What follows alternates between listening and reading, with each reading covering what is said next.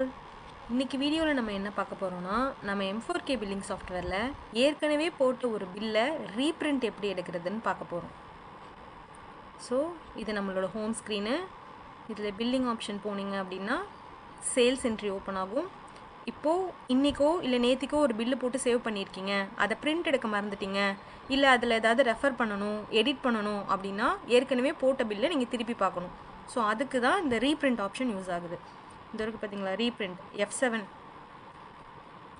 கொடுத்தீங்கன்னா எந்த டேட்டில் போட்ட பில்லை நீங்கள் பார்க்கணுன்னு கேட்டு, இன்றைக்கி போட்ட பில்னா இன்றைக்கி டேட்டு, இல்லை என்றைக்கு போட்டிருக்கீங்களோ அந்த டேட்டை கொடுத்து என்ட்ரு கொடுத்தீங்கன்னா அன்றைக்கி டேட்டில் போட்ட எல்லா பில்லுமே இங்கே ஷோ ஆகும்.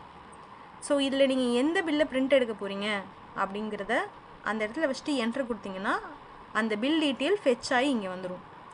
ஸோ இதை நீங்கள் இப்போ பிரிண்ட் வேணும்னாலும் கொடுத்துக்கலாம், இல்லை இதில் ஏதாவது ஐட்டம்ஸ் ஆட் பண்ணணும், இல்லை பில்லு குவான்டிட்டி மாற்றி போட்டுட்டேன் அப்படின்னா ஸோ அதையும் நீங்கள் எடிட் பண்ணிக்கலாம்.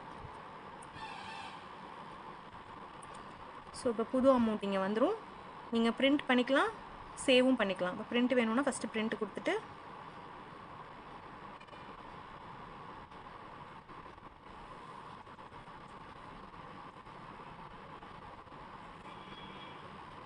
நீங்கள் பிரிண்ட் பண்ணாலும் சேவ் கொடுத்தா மட்டும்தான் பில்லு சேவ் ஆகும்.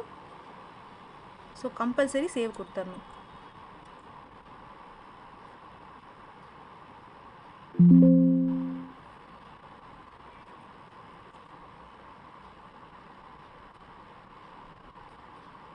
Registered successful.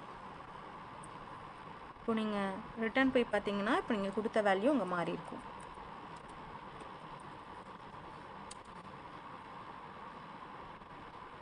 மாறி இப்படி தான் ஆல்ரெடி போட்ட பில்லை நீங்கள் திருப்பி எடுத்து வியூ பண்ணவோ, இல்லை அதை மறுபடியும் பிரிண்ட் எடுக்கவோ, ஐட்டம்ஸ் ஆட் பண்ணுறது, டெலீட் பண்ணுறது, எது வேணும்னாலும் பில்லை நீங்கள் எடிட் பண்ணிக்கலாம்.